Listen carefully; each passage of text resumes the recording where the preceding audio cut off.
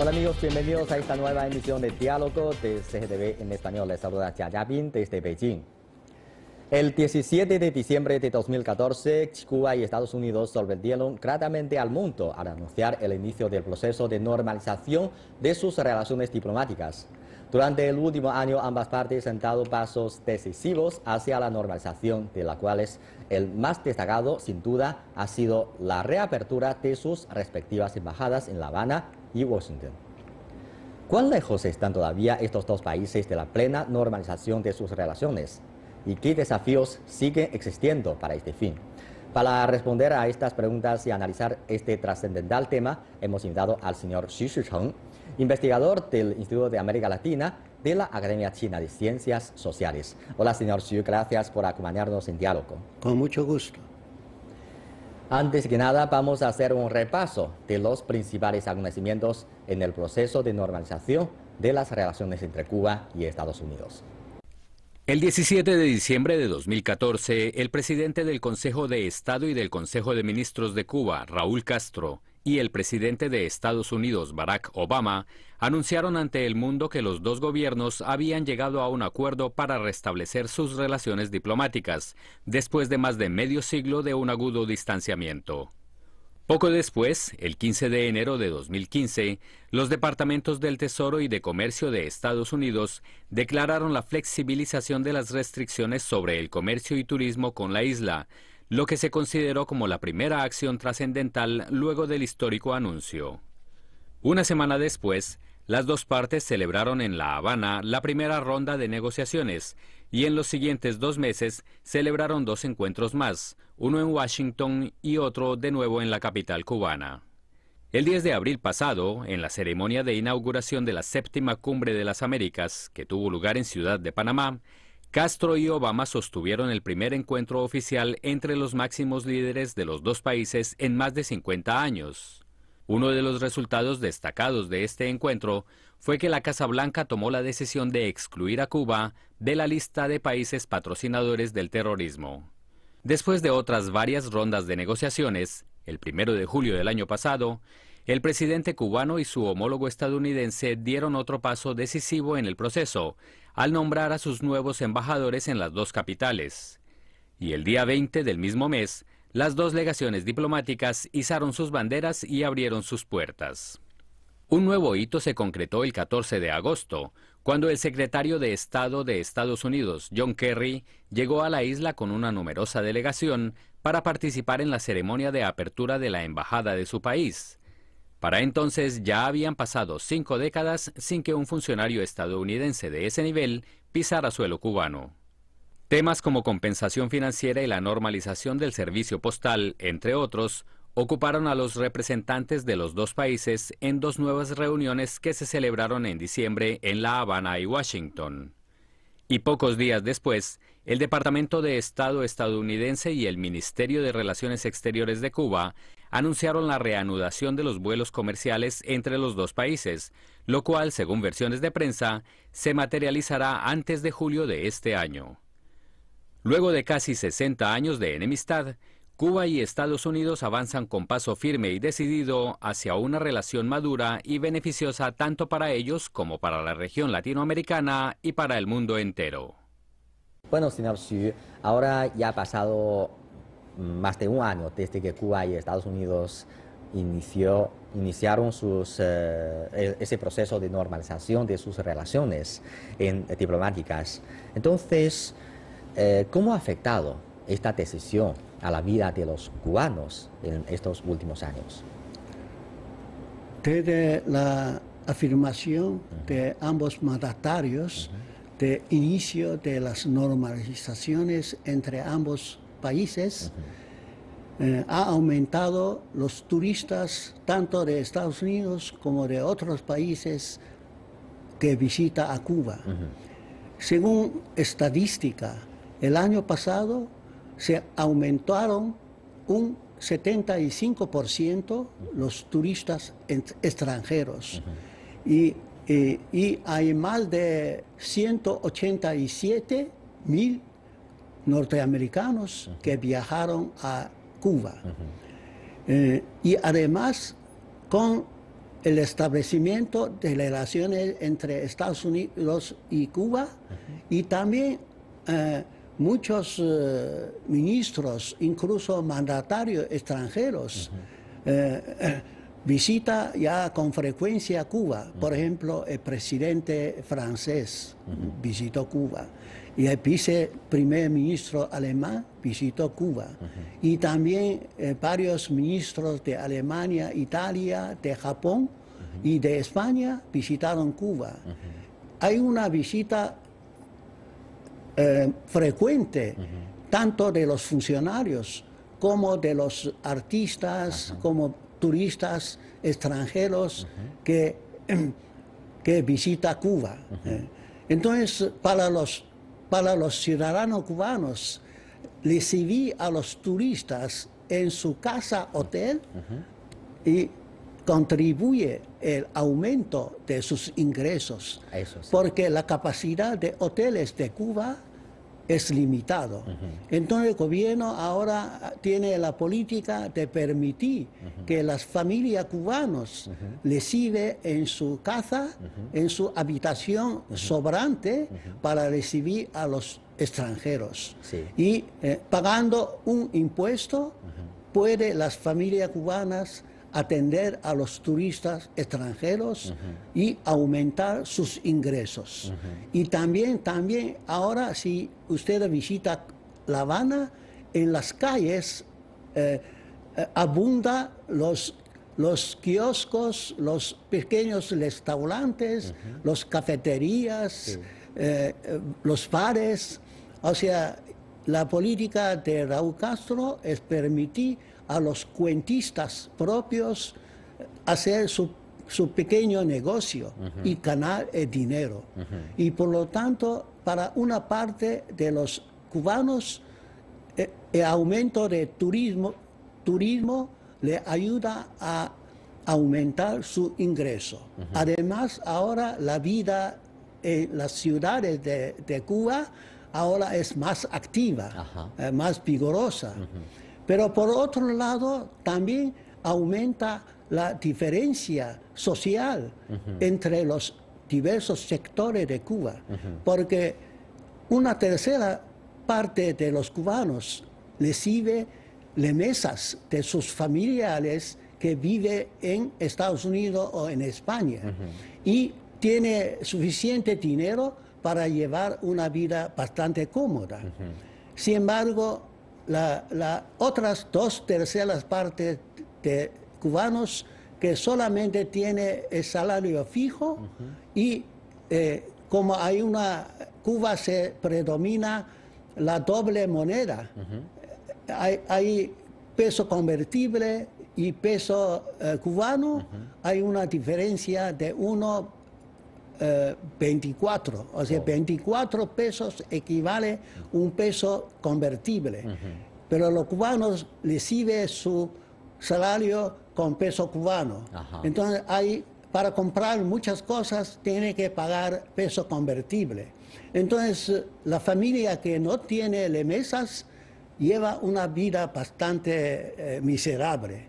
Entonces, se ha ensanchado la diferencia social y por lo tanto bastantes cubanos para mejorar su vida quiere dejar su país y ir a Estados Unidos, y por esta razón ha aumentado los emigrantes cubanos a extranjero. Sí, usted nos ha mostrado algunos aspectos de cambio en la vida de los cubanos, pero recientemente hemos leído una noticia que en diciembre del año pasado Cuba empezó a aplicar de nuevo una política, una medida que había levantado meses atrás, que consiste en exigir a los médicos que quieran viajar o trabajar en Estados Unidos o en otros países que soliciten un permiso al gobierno.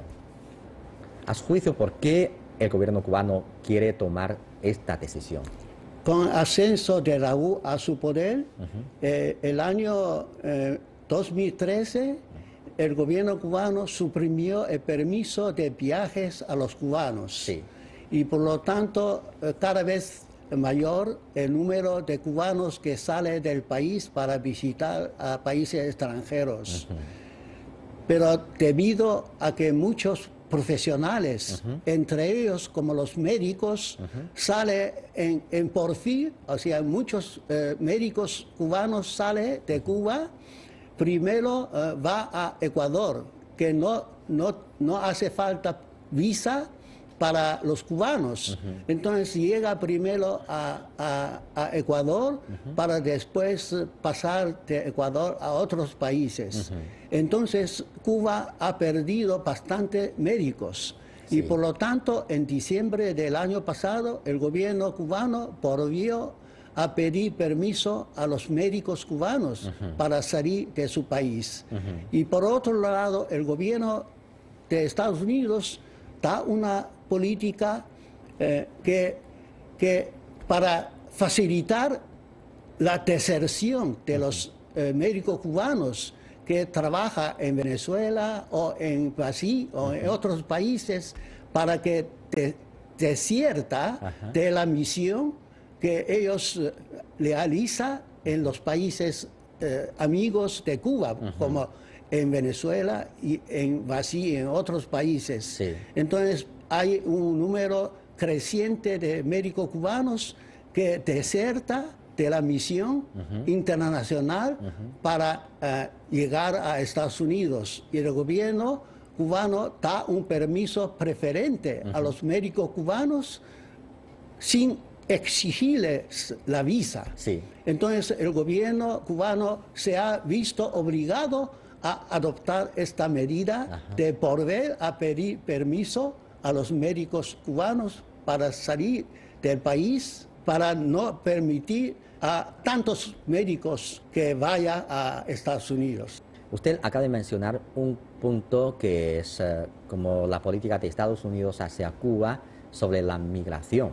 Y esta política es considerada como uno de los obstáculos para ese proceso de normalización de las relaciones entre los dos países, pero hasta ahora Estados Unidos no ha cambiado su política. A su juicio, ¿cuál es el esencial de esta política migratoria de Estados Unidos hacia Cuba? En 1966, el gobierno de Estados Unidos aprobó la ley de ajuste cubano, o sea, la política de pies secos y pies mojados. Es decir, todos los cubanos que llegan a Estados Unidos, o por mar, o por tierra, o por avión, que el gobierno de Estados Unidos da permiso preferente a los cubanos. O sea, los cubanos a arribar territorio de Estados Unidos ya puede convertirse en un emigrante legal. Y después de un año le da la carta verde. Sí. Entonces, o sea, Green Card. Entonces, eso estimula a la emigración ilegal de los cubanos. Sí. Y por lo tanto, el gobierno cubano considera que la ley de ajuste cubano es la causa principal de la emigración ilegal de los cubanos. Sí. Además, con el establecimiento de relaciones diplomáticas, muchos cubanos piensan que quizás el gobierno de Estados Unidos va a cambiar la ley de ajuste cubano. Sí. Y ellos tratan de llegar a Estados Unidos antes del cambio de esta ley de ajuste cubano. Y por lo tanto, en los últimos meses, muchos cubanos llegan primero a Ecuador, después a Colombia, a Panamá, a Costa Rica y después a México para arribar a Estados Unidos.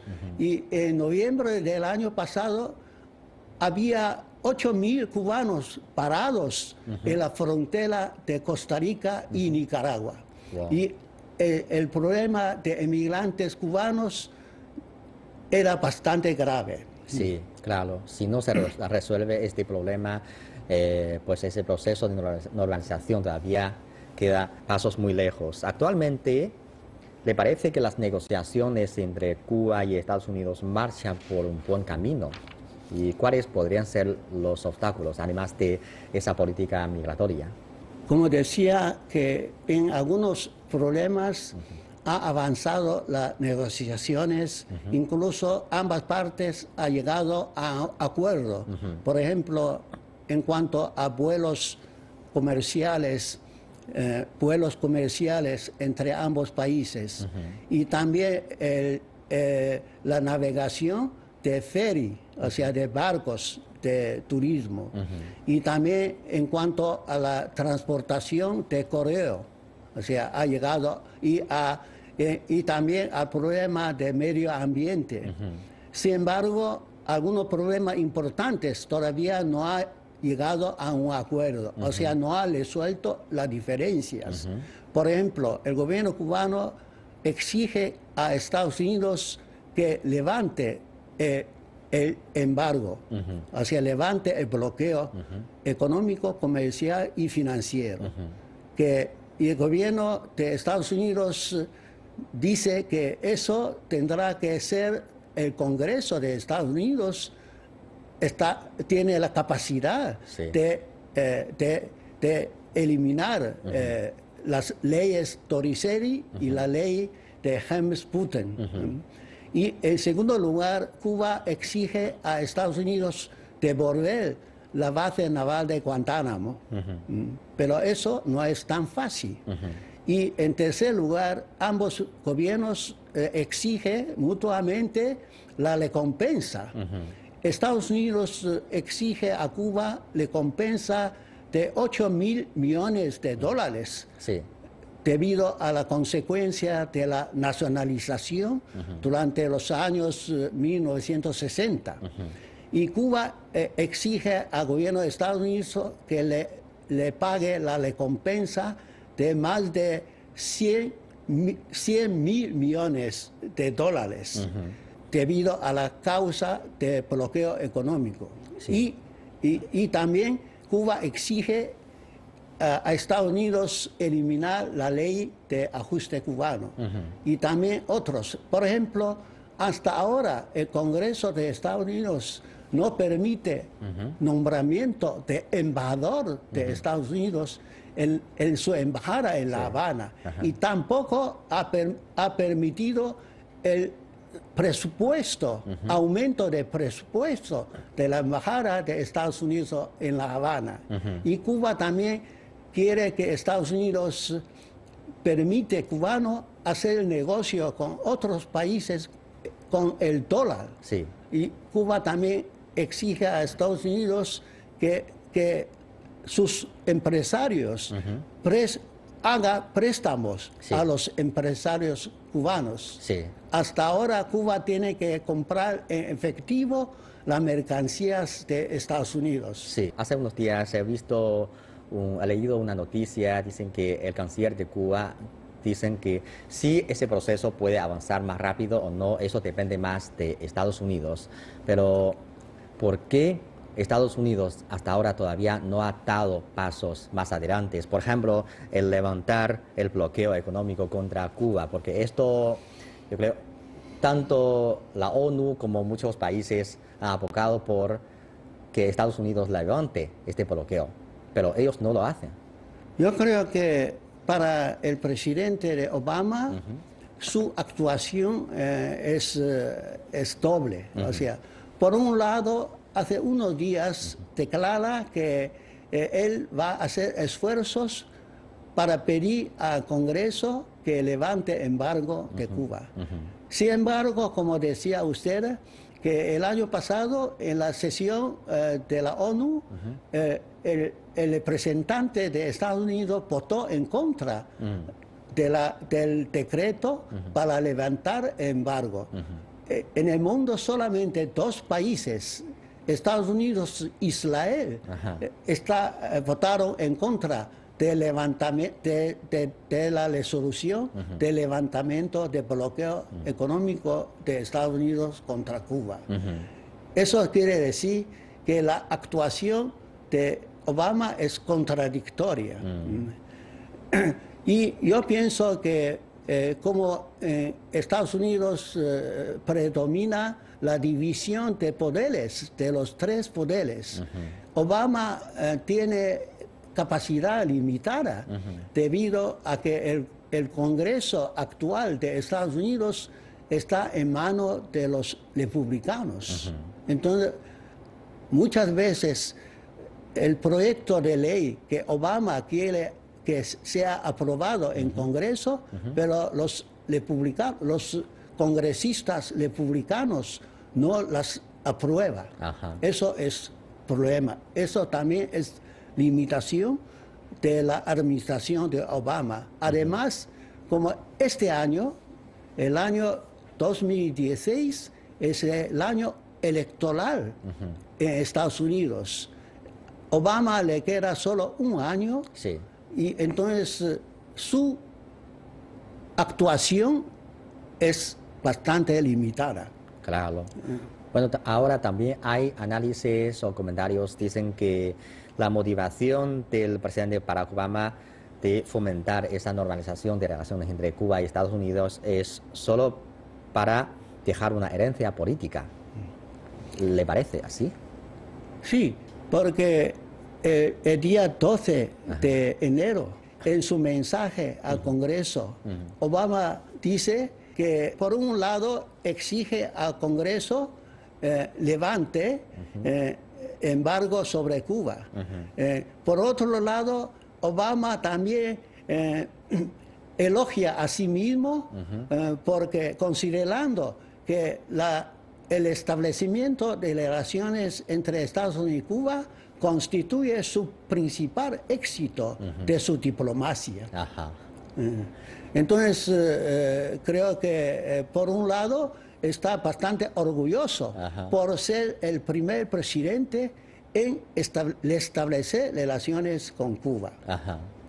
También se ven noticias, dicen que el Barack Obama tiene intención de hacer un viaje a Cuba antes de terminar su presidencia. ¿Le parece tiene esa posibilidad? Sí, según el vocero de Casa Blanca y según un artículo de New York Times, Obama piensa visitar en marzo próximo Cuba y Colombia y Argentina, creo.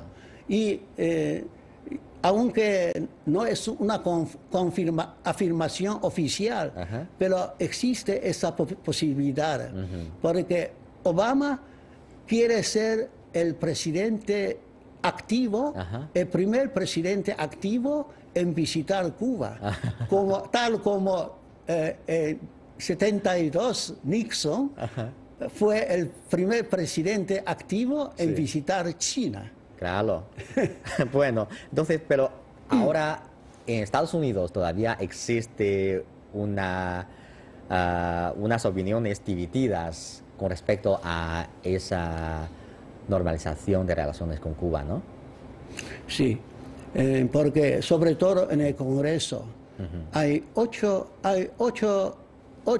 congresistas entre senadores y diputados de origen cubano que son reaccionarios, que están en contra de normalización de relaciones entre Estados Unidos y Cuba. Y también hay otros congresistas, por ejemplo, el candidato republicano presidencial Rubio es un elemento muy conservador, está en contra de la política de mejoramiento de relaciones entre Estados Unidos y Cuba.